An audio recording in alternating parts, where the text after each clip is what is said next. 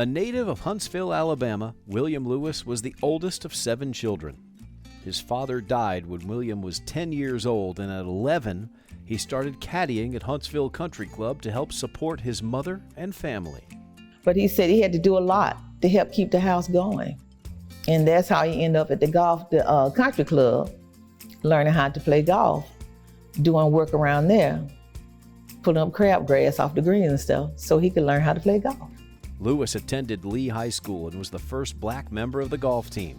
He stayed in Huntsville and enrolled at Alabama A&M University in 1970, ultimately earning a 4-year scholarship, and was an All-American all 4 years, winning 28 tournaments.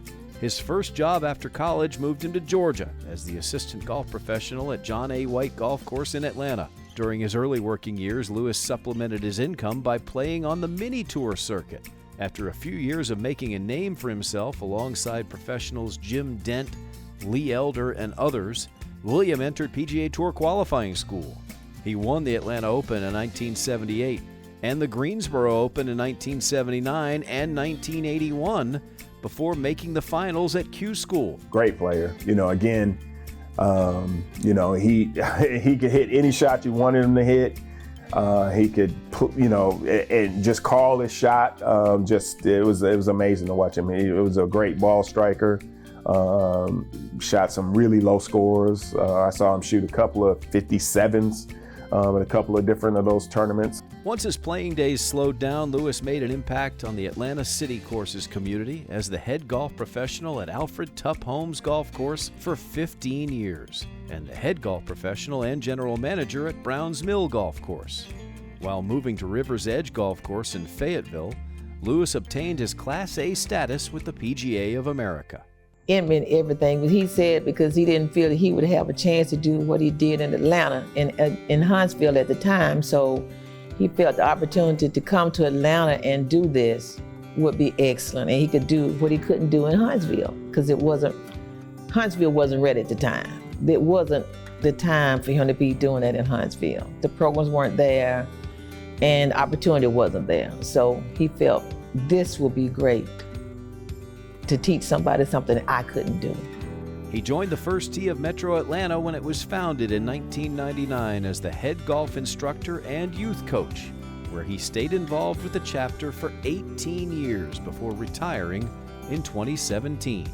And we'd only been open a couple of months, so we had 50 kids in summer camp. And William said, we can do better. And we made some flyers. We went to the neighborhoods in the general area. We passed them out. We went to some of the local schools. We passed them out. And within 2 weeks, we had over 100 kids.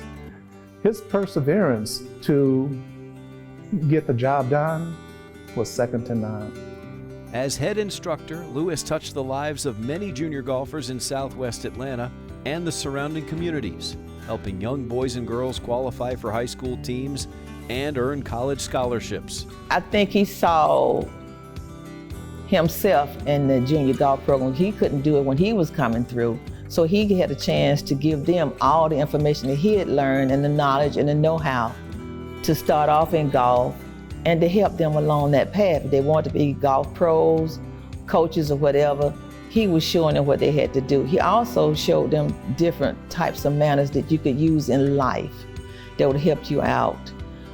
Whenever you're going somewhere, you have to meet someone you haven't met before, something like that, in a company setting, a friendship setting, a school or whatever. Think about what you're doing before you do it, calmness, awareness of what you're doing, why you're doing it, and what's your purpose. Lewis was always known as the quiet type growing up, and that did not change when he was teaching junior golfers. Even when Lewis was not on the range diagnosing the intricacies of the golf swing with his juniors, he was always teaching. Coach would meet him there at the 9 core value sign as they prepare to go to the stations and prepare for class. And that resonated with me because the 9 core values speak to integrity and honesty and perseverance and sportsmanship. Those are the kind of traits that Coach Lewis embodied as a man. The fact that he would have those kids meet him at the 9 core value sign, I think says a lot.